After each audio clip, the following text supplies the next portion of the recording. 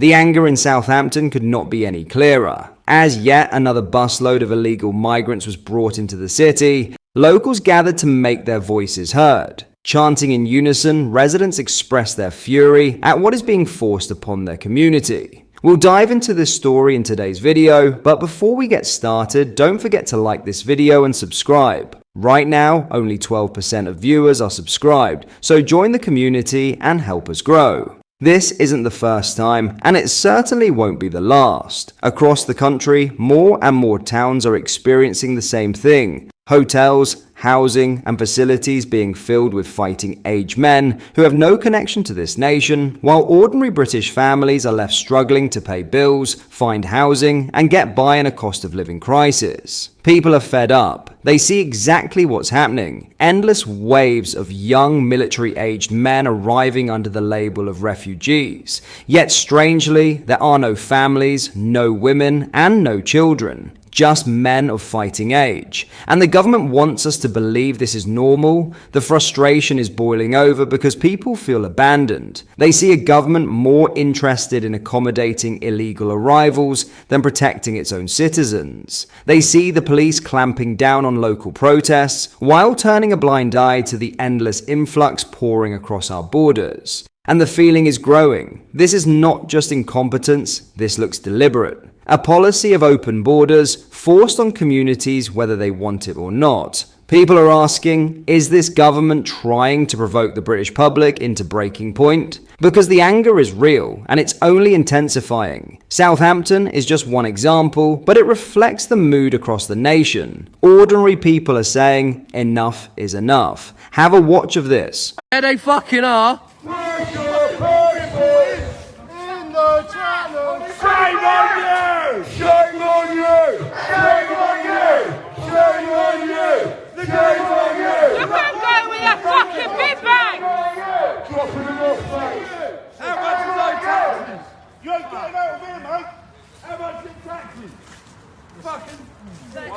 What we're seeing in Southampton is the same story playing out up and down this country. Locals left voiceless, communities ignored, and fighting-age men being shipped in under the cover of asylum. This isn't compassion, it's betrayal. Keir Starmer and his government can pretend this is about safety or humanitarian duty, but the British people can see the truth. Our borders are broken, our leaders are weak, and our communities are being pushed to breaking point. The chants of shame on you aren't just directed at the migrants, they're aimed squarely at the politicians who have allowed this to happen. And until Britain gets a government willing to defend its people, that anger is only going to grow louder. In other news, army teams are set to help construct migrant camps in an effort to tackle small boat crossings. Logistics teams with a background in building war barracks are said to be preparing plans to open the facilities. The camps could provide an alternative to asylum hotels, which Labour has pledged to close by 2029.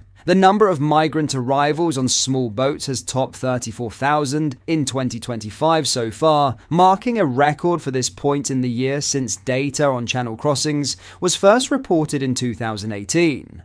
We are acknowledging there are people who are asylum shopping across the continent, looking for the country that offers the most, a government source told The Sun. We have been criticised in this country for being too generous, creating a pull factor. Today, the government is showing that we get it, that we have been overly generous, and that we will reduce the pull factors that see thousands attempting small boat crossings.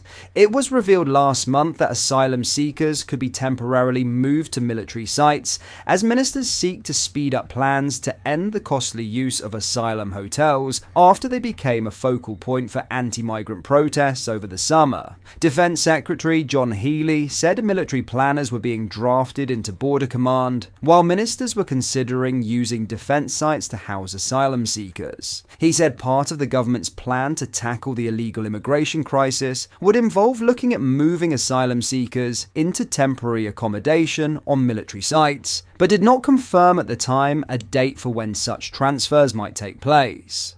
Two former military sites, Napier Barracks in Kent and RAF Wethersfield in Essex, are already being used as asylum accommodation after being opened under the previous Tory government. Migrant camps, as opposed to hotels, may serve as a deterrent to those looking to cross the Channel to Britain. Conservative leader Kemi Badenoch previously said it was time to make life less comfortable for asylum seekers and proposed the use of detention centers and migrant camps as a deterrent. Home Secretary Shabana Mahmood has pledged to do whatever it takes to secure our borders. Sir Keir Starmer will today hold talks at the European Political Community Summit on government plans to end automatic family union rights for those granted asylum in Britain and change the requirements for long-term settlement. New applications to the existing refugee family reunion route have been suspended since September. The Prime Minister is also set to discuss how European countries can work together to tackle illegal migration. Sir Keir said, "I believe that if you want to come to the UK, you should contribute to our society. That is the tolerant and fair approach to migration that our communities are built on, but the current system is not fit for purpose. That is why we're making fundamental changes to what those granted asylum are afforded in the UK. Settlement must be earned by contributing to our country, not by paying a people smuggler to cross the channel in a boat." He said the UK would continue to welcome genuine refugees fleeing persecution, but must also address the pull factors driving illegal small boat crossings. "There will be no golden ticket to settling in the UK. People will have to earn it," he added. Some breaking news: Sir Keir Starmer will urgently fly home from the European Summit to chair the Cobra meeting on the Manchester synagogue attack. The Prime Minister said, "The fact that this has taken place on Yom Kippur, the holiest day in the Jewish calendar, makes it all the more horrific. My thoughts are with the loved ones of all those affected, and my thanks go to the emergency services and all the first responders." The Prime Minister's return comes after 4 people have been injured and a suspect has been shot at Heaton Park Hebrew Congregation Synagogue on Middleton Road, Crumpsall, this morning. The Home Secretary Shabana Mahmood said, "I am horrified by the news of an attack at a synagogue in Manchester today, on the holiest day in the Jewish calendar. My first thoughts are with the victims, our brave police and emergency services. I am being kept updated by Greater Manchester Police. I urge people to follow the advice of the emergency services." Liberal Democrat leader Sir Ed Davey stated, "Horrified and appalled by the attack outside Heaton Park Hebrew Congregation Synagogue on Yom Kippur, the holiest day in the Jewish calendar. My thoughts are with the victims, our brave emergency services, and the entire Jewish community." What are your thoughts on what we discussed in today's video? Let me know down in the comment section below. If you have not yet already, make sure you do drop a like on this video and subscribe to the channel for more British content. Thank you, take care, goodbye.